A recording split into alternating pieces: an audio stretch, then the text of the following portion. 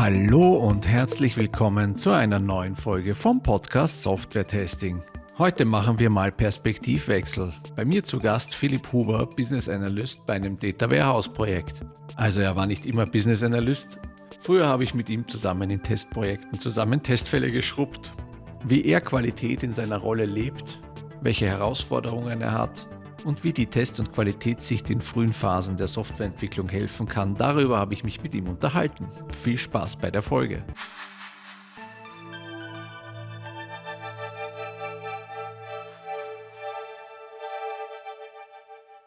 Hallo Philipp, schön, dass du da bist. Hallo Richie, danke für die Einladung. Ja, wir kennen uns ja schon ein paar Jährchen, ne? Kann man so Also wir sagen, haben ja ja? schon ein bisschen was hinter uns an gemeinsamer Testerfahrung von früher. Und damals noch beide ja im Testing, im Software-Testing tief unterwegs, in allen Facetten Testfälle geschrieben und durchgeführt. Und jetzt ist es ja so, jetzt, wenn ich jetzt in deinen Lebenslauf reinschaue, du machst jetzt mit Testen ja gerade nicht mehr so viel, sondern du hast die Seiten gewechselt sozusagen, ne?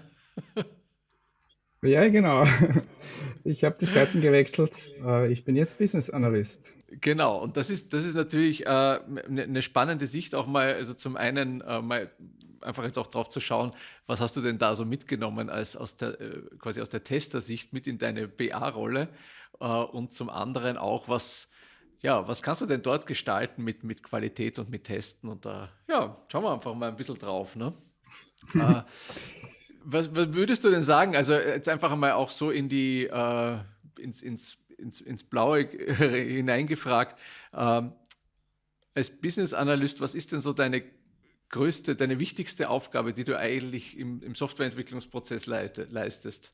Tja, also wenn ich mit Leuten spreche und die vielleicht nicht so IT-nah sind und ich versuche denen das zu erklären, habe ich immer eine ganz einfache Erklärung. Sie ist vielleicht etwas fuzzy und ungenau, man kann darüber diskutieren, aber ich mag sie trotzdem.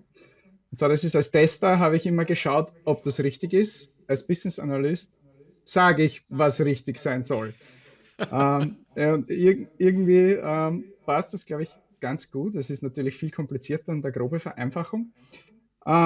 Ich denke aber, dass man aus beiden Seiten viel mitnehmen kann. Also ich merke oft in der Analyse, dass mir die Testsicht durchaus weiterhilft, weil du tust dann zum Beispiel irgendwie so Grenzfälle, genau die Sachen, wo du als Tester genau hinschaust.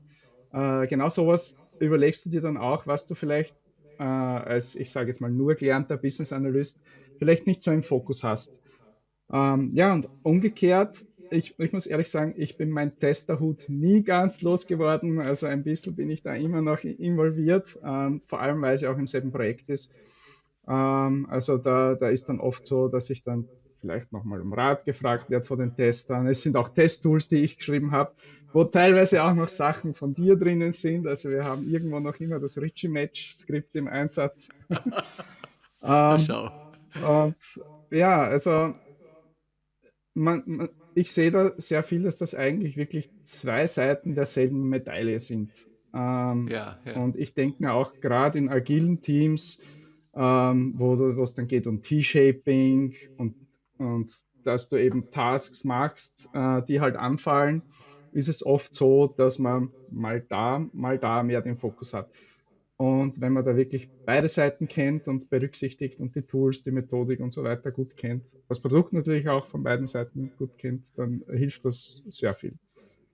Ja, ich glaube auch, es ist ja heutzutage ja eh nicht mehr möglich, quasi nur mehr in irgendeiner Rolle drinnen zu sein, sagen, ich mache nur mehr das. Ne? Also so dieser ganzheitliche Blick auf einen Softwareentwicklungsprozess und auf ein Projekt, das muss einfach auch da sein bei jedem, ob das jetzt ein BA ist, ein Tester, ein Entwickler oder sowas, die alle in irgendeinem Team dann vor sich hinarbeiten.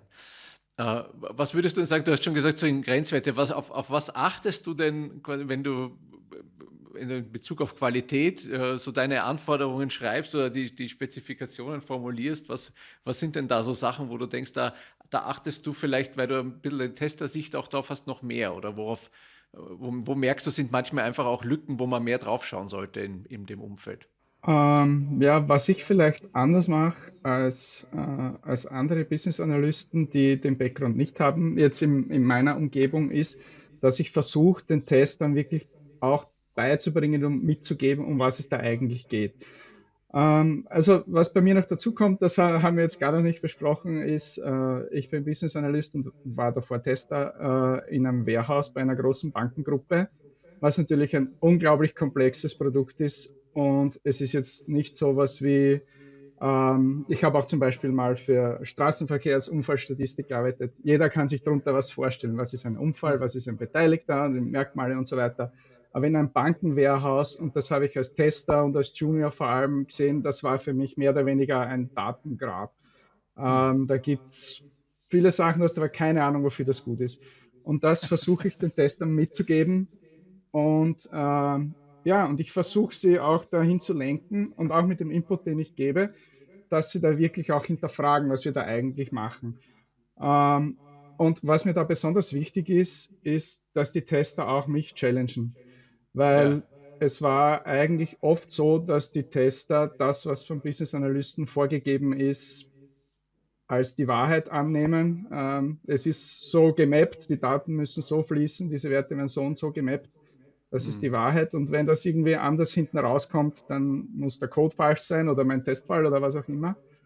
Und das ist eigentlich nicht so, weil auch Business Analysten machen Fehler. Und deswegen ist mir sehr wichtig, dass die Tester auch das challengen und auch die Spezifikation in Frage stellen. Und dazu müssen sie einfach auch ein bisschen den Background kennen.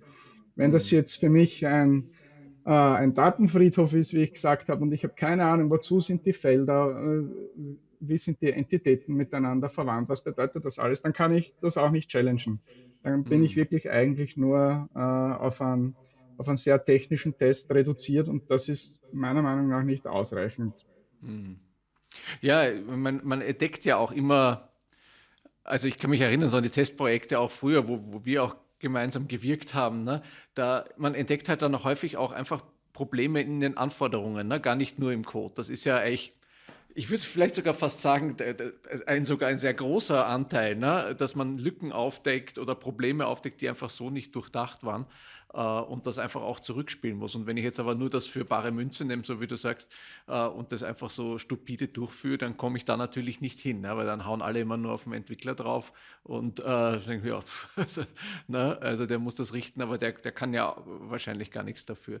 Wie seid ihr denn da in der Kommunikation auch? Also ich meine, du machst ja die Anforderungen, also du versuchst es ja zu übersetzen auch äh, von einer Fachlichkeit hin, dass auch ein Entwickler das versteht, primär, ne? Und gar nicht so sehr der Tester. Also der ist ja quasi dann in zweiter Linie dann betroffen davon. Ne? Wie funktioniert denn da so die Kommunikation, der Austausch, um da auch nochmal Qualität reinzubringen? Ich versuche es so, dass ich, wenn ich jetzt Anforderungen habe und die den Testern und natürlich auch den Entwicklern mitgebe, wir haben jetzt vor allem über die Tester gesprochen, ähm, dass ich erstens einmal erkläre, um was es geht, quasi direkte Kommunikation, auch in Calls oder in Meetings, und dass ich das aber auch die wichtigsten Punkte schriftlich dokumentiere.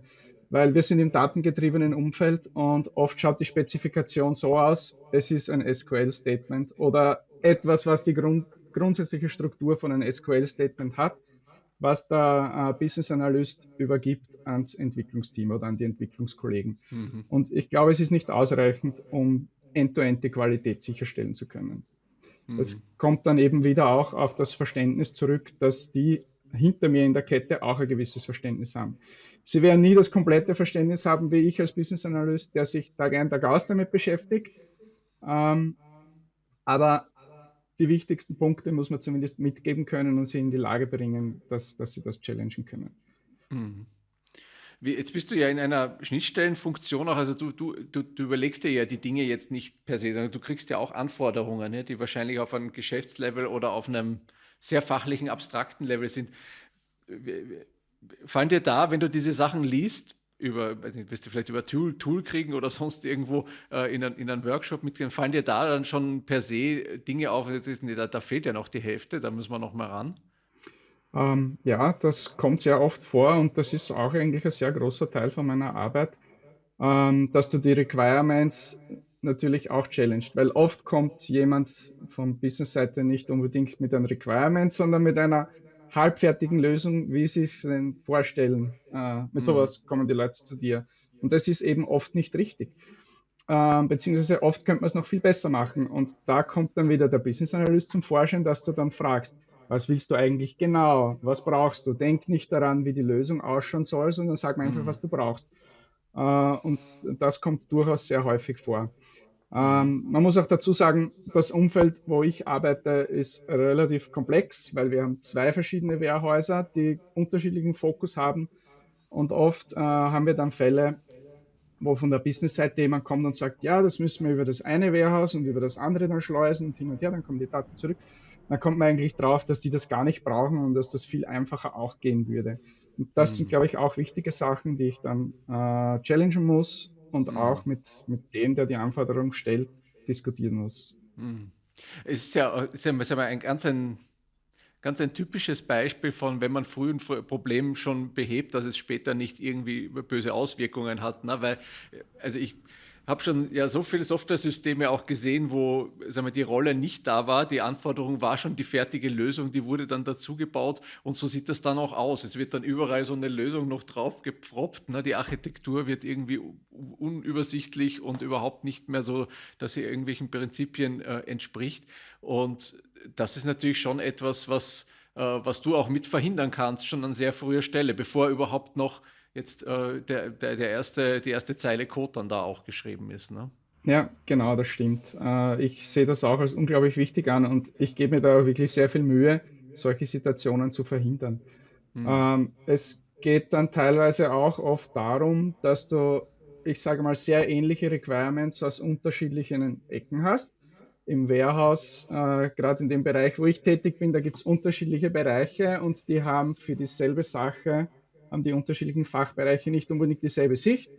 Aber trotzdem im Warehouse musst du eigentlich eine Sicht drauf haben. Ja, ein ganz Hm. einfaches Beispiel ist Arten von Kunden. Ja, also in dem, was ich jetzt gerade mache, in dem Projekt, ich habe jetzt schon, ich weiß nicht, die 20. verschiedene Art, wie man Kunden klassifizieren kann. Und ich denke mir, man muss da einfach genauer drauf schauen, wie und mit den verschiedenen Fachbereichen sprechen, wie kann man das vereinheitlichen? Weil es bringt nichts, wenn ich im Warehouse jetzt 20 verschiedene Kundentypen, Attribute habe, weil das eine ist vielleicht ein Retail-Customer, das andere ist vielleicht irgendein großer Geschäftskunde.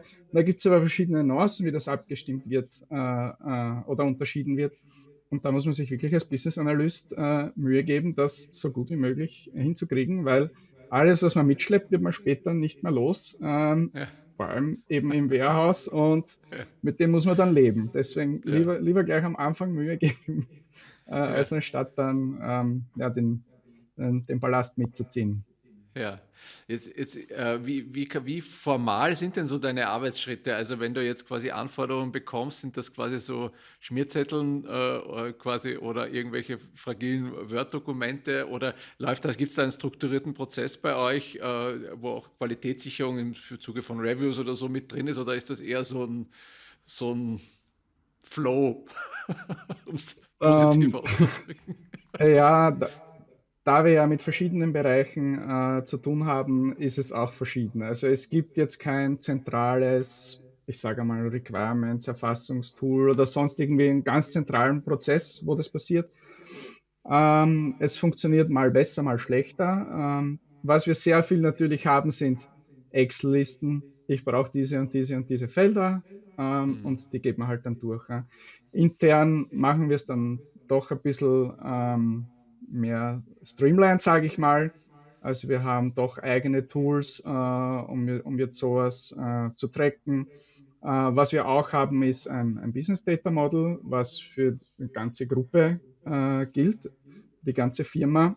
Und da halten sich aber auch halt manche mehr dran, manche weniger. Ja. Für manche ist Ja. das einfach nur irgendein Anhängsel, was sich irgendwer dort im Warehouse überlegt hat. Und für andere ist das auch wirklich, wie sie ihr Geschäft sind. Und das macht es natürlich einfacher, ja, Hm. wenn sich die Leute und die Abteilungen daran halten und das auch akzeptieren. Hm. Aber ja, wir sind eine große Firma und es ist halt teilweise Kraut und Rüben. Ja, es ist halt auch so, dass wir haben jetzt in den letzten Jahren viel getan in Richtung Agilität. Wir haben früher sehr viel klassische Wasserfallprojekte gehabt und auch die Mentalität von den Leuten und das Mindset war halt teilweise noch recht altmodisch. hat sich jetzt geändert, aber das heißt halt auch oft, und du weißt das bestimmt, ja, manche Leute verwechseln Agilität halt auch mit einem Sauhaufen.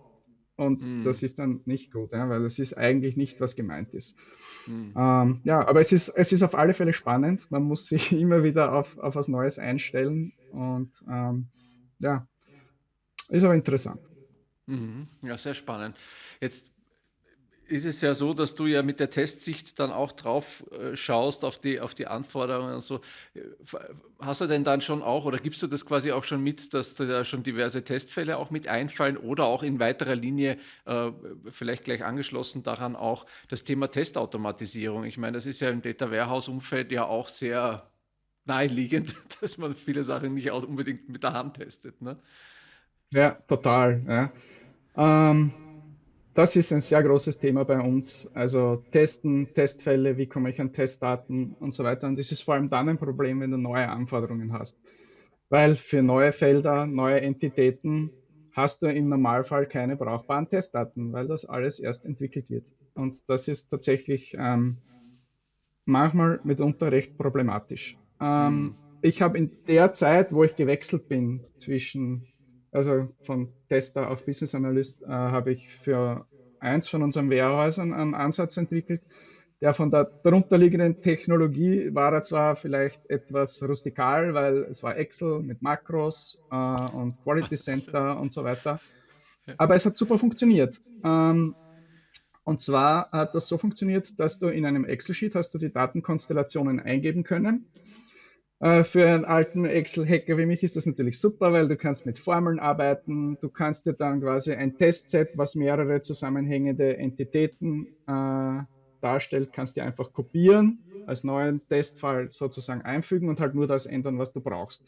Also du konntest wirklich so die Konstellationen so darstellen und du hast gleichzeitig auch Expected Result angeben können. Expected Result heißt in dem Fall, was irgendeine analytische Applikation, die die Daten vom Warehouse sehen soll. Das heißt, wir haben Hm. Transformationen drin und im Warehouse haben wir natürlich Transformationen und das ist ein wichtiger Teil von dem, was wir machen. Wir kriegen Daten aus irgendeiner Quelle daher in einer bestimmten Struktur und irgendein Konsumersystem sieht die Daten dann in einer anderen Struktur. Und sicherzustellen, dass diese Transformation richtig ist, haben wir eben mit diesem Ansatz gearbeitet. Das heißt, die Daten vorne in Abstimmung mit dem Fachbereich haben wir quasi diese Testfälle durchgemacht, haben die eingegeben und dann hinten raus geschaut, okay, wie erwarten wir uns diese Konstellation? Zum Beispiel, ich habe zwei Kunden und die Kunden, die haben verschiedene Arten von Konten und wie werden diese Konten dann in der Endapplikation dargestellt? Hm. Ja, das hat eigentlich super funktioniert, weil du hast im Excel die Daten eingegeben, das ist super praktisch, super schnell und du hast gleichzeitig die Expected Results gehabt. Das heißt, wie die Files, die Consuming-Applikation die kriegt, hast du auch eingegeben. Und die Automatisierung daraufhin hat so funktioniert, dass also du hast ein Excel-Makro gehabt, was dann die Daten, die du eingegeben hast, auf der Vorderseite sozusagen, direkt ins Warehouse, in die Staging-Area geschrieben hat. Das konnte man dann durchladen durchs Warehouse bis in den Core. Und wir haben gleichzeitig automatisierte Quality Center Testfälle gehabt, die dann das Expected Result gegen den Output Hm. von der letzten Strecke sozusagen verglichen hat. Das heißt, du hast eigentlich die Generierung von den Daten basierend auf manuell spezifizierten Testcases automatisiert gehabt und du hast auch automatisiert gehabt, den Output zu prüfen. Hm. Das ist super angenommen worden von den Fachbereichen. Die Qualität war sehr gut. Wir haben auch gewusst, was wir da testen, welche Szenarien wir haben, weil ein großes Thema jetzt zum Beispiel, wo wir diesen Ansatz in anderen Bereichen einfach nicht so gut verwenden können, da haben wir oft das Problem, ich sage mal, wir sehen den Wald vor lauter Bäumen nicht. Wir Hm. haben vielleicht eine Tabelle mit 10 Millionen Datensätzen, aber ich weiß nicht, oder beziehungsweise es ist sehr schwer herauszufinden, sind in diesen 10 Millionen Datensätzen alle Konstellationen, die ich brauche, abgedeckt. Hm. Speziell, wenn es um neue Daten geht. Wenn es um neue Daten geht, ist es sehr schwierig, das mit produktiven Daten zu testen. Hm. Und wenn man dann sagt, okay, na dann gibst halt ein paar Records dazu oder veränderst die Records oder so, ja, das ist eine manuelle Intervention, die kostet immer Aufwand, das ist schwer zu pflegen. Du musst Hm, dann auch denken, wenn ich in einem halben Jahr dieselben Testfälle wieder ausführen will, vielleicht auf einem anderen Datenset, was halt dann näher an der Produktion ist, wie wir es jetzt haben, das funktioniert dann einfach nicht mehr gescheit.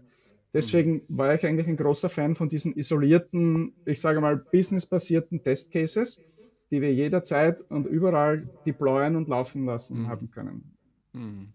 Ja, das sind ja ein paar spannende Sachen drinnen, ne? Weil also jetzt kann man natürlich sagen, ja, hier Excel und Makro und sowas, ne? Das ist natürlich jetzt total unprofessionell, aber es ist natürlich, muss man sehen, auch für Fachleute, gerade für Facharbeiter, Fachmitarbeiter, ist es natürlich ja Excel auch ein Tool, ein Standard-Tool, mit dem die gut arbeiten können, ne? Und da tun sie sich ja oft leichter als jetzt in irgendeinem Werkzeug, was ihnen total unbekannt ist, sich da rein zu arbeiten und dann dort Daten zu pflegen und irgendwelche Dinge zu machen. Ne? Excel ist dann so ein bisschen die Wohlfühlzone und erhöht halt auch die Akzeptanz darauf. Ne? Mhm.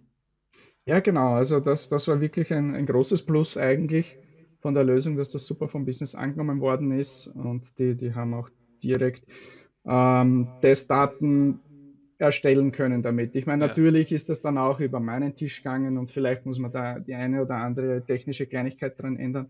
Aber im Grunde hat es super funktioniert. Und du sagst es richtig. Wichtig ist die Akzeptanz. Das beste Tool nutzt mir nichts, wenn es die Leute nicht verstehen und nicht Mhm. akzeptieren.